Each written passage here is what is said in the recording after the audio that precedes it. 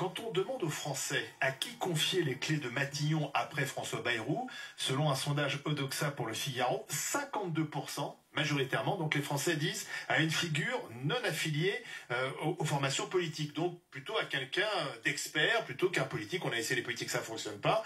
Et je prends comme référence le président argentin actuel, qui est en train de redresser son pays. Un économiste. Le président Milei, qui était un économiste, un mathématicien, qui a été pendant une vingtaine d'années prof d'éco, et qui aujourd'hui, à la tête de son pays, et visiblement, il a des résultats. Alors, est-ce qu'il faudrait, à la tête de la France, un expert éco, puisqu'on a quand même des gens qui sont assez incompétents et qui nous ont mis dans cette situation pour redresser le pays? Alors déjà bonjour les GG, c'est un plaisir de vous retrouver, mais c'est vrai que globalement, les experts, moi j'aime pas trop ce terme, parce que je pense que ça met une distance avec le terrain.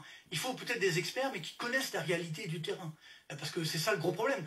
On prend les hauts fonctionnaires, ce sont des experts, mais ils sont très éloignés effectivement du terrain, et donc ce qui fait que depuis des années, ils prennent des décisions catastrophiques. Et c'est ça qui coûte extrêmement cher aujourd'hui à la France, c'est qu'on a des dirigeants qui malheureusement ne prennent pas des décisions qui sont connectées à la réalité. Et donc on le voit, encore M. Bayrou là, hier dit oui, c'est à cause des boomers. C'est incroyable qu'un Premier ministre, quelqu'un comme ça, montre du doigt une catégorie de la population. Alors ce que, encore une fois, ces boomers, bon après, ils ont travaillé toute leur vie. Et à l'époque, il n'y avait pas les 35 heures. Ils ont cotisé également toute leur vie, il faut quand même pas l'oublier. Et ce qui est fou, c'est de dire, on a l'impression qu'ils seraient plus riches que les autres. Ben non, pas du tout. Vous savez que la moitié des retraités aujourd'hui gagnent de moins que le SMIC. Il faut quand même pas l'oublier. Hier, je faisais un débat, on me dit oui, mais les retraités, ils ont leurs biens immobiliers, etc. Ils ont acquis. C'est complètement faux. La moitié, effectivement, des retraités ne sont pas propriétaires de leur résidence principale. Et donc, énormément de retraités... Donc on fantasme sur le trésor caché des retraités. Mais comme on vous dit, il faut ponctionner l'épargne. Vous savez, alors, encore une fois, les retraités, ils ont mis toute leur vie justement à constituer une petite épargne, genre pour leurs vieux jours, parce qu'ils ont anticipé. D'ailleurs, c'est un conseil que je donne. Mettez-vous un peu d'épargne de côté, parce que votre retraite, surtout la nôtre, notre génération, elle va pas être géniale. Donc c'est évident que cette épargne, elle a déjà été taxée. Je rappelle que parce qu'on a l'impression que les retraités ne payent pas d'impôts. N'oublions pas que quand on a un revenu, on paye des impôts. Après, quand on consomme, on paye des impôts, la TVA, comme vous le savez. Et ensuite, quand on épargne, on paye aussi des impôts. Et on veut encore... Et quand on meurt, on paye des impôts. Alors, voilà, on a vu le prix de l'enterrement. Non mais n'oublions pas que la France est le pays le plus taxé du monde. Il n'y a pas un pays au monde qui fait plus que nous. Mais est-ce que... Oui, mais je reprends ma question. Est-ce qu'un...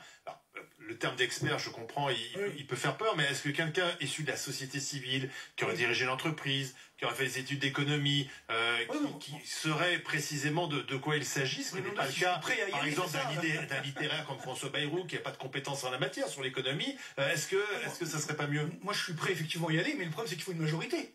Et donc là, le drame, c'est qu'il n'y a pas de majorité à l'Assemblée nationale. Donc, mais est-ce qu'Emmanuel Macron, après Bayrou, ne doit pas nommer quelqu'un qui dit, bon, bah allez, j'y vais, encore une fois, si c'est pour juste avoir le poste et donner un nom et ne pouvoir rien faire, parce que c'est le cas aujourd'hui, effectivement, comme il n'y a pas de majorité à l'Assemblée nationale, qui effectivement va suivre? Alors il faudrait générer, parce que là c'est des compromis ici ou là, faire plaisir à droite, à gauche, au centre, etc. Donc on n'y arrivera jamais. Non, moi je pense que la solution, bon, c'est peut-être un petit peu provocateur, je pense que c'est une démission de M. Macron.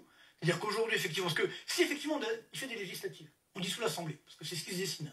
Ok, mais qu'on a pareil, une absence de majorité, on sera dans le même problème. Sauf qu'après, il faut encore attendre un an avant de dissoudre l'Assemblée. On n'a pas le temps d'attendre. C'est pour ça qu'il va peut-être pas dissoudre tout de suite. Déjà. Donc, alors voilà. Donc c'est. Oui, mais c'est-à-dire que ça veut dire qu'on n'a pas le temps d'attendre. Si après la dissolution, il n'y a toujours pas de majorité, effectivement, la seule étape qui reste, ça devient la démission de Macron. Oui, mais sauf que si on n'a pas le temps d'attendre, il faudra encore attendre un an pour dissoudre l'Assemblée. Est-ce qu'économiquement, on a ce temps-là ou pas? Non.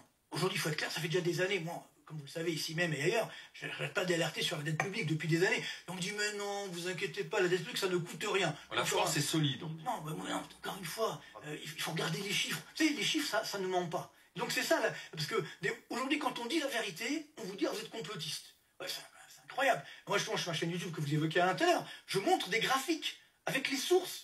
C'est l'INSEE, c'est la Banque de France, ce sont des vrais chiffres, c'est une réalité effectivement économique.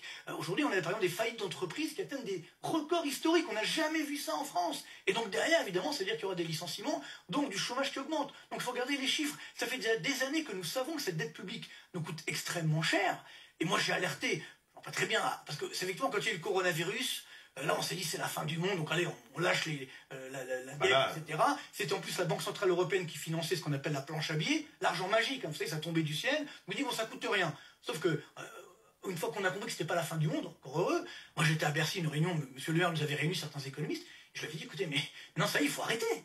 Il faut arrêter d'augmenter la dette publique. Et là, bon, lui, il me regardait bizarrement, puis les conseillers, justement, les experts qui étaient là, il y avait des hauts fonctionnaires, il y avait des économistes, entre guillemets, de banque ou autres, et qui m'ont dit, mais non, attendez, on s'en fiche complètement de la dette. C'est pas grave, on va la faire rouler, et puis les taux d'intérêt n'augmenteront jamais.